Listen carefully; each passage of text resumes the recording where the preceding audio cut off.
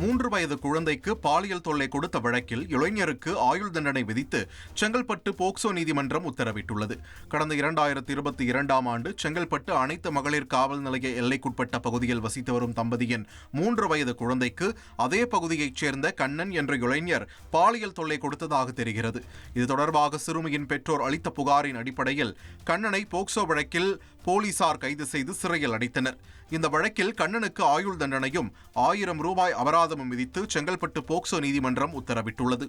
செங்கல்பட்டு அரசு மருத்துவமனையின் மேற்கூரையில் இருந்து ஏசி நீர் ஒழுகியதால் நோயாளிகள் கடும் அவதியடைந்தனர்.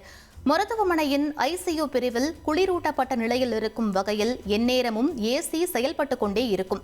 இந்நிலையில் 2வது தளத்தில் ஐசியு வார்டன் வெளியே ஏசியிலிருந்து கசியும் நீர் வெளியே செல்ல வழியில்லாமல் 2வது தளத்திலிருந்து தரைத்தளம் வரை வழிந்தோடியது.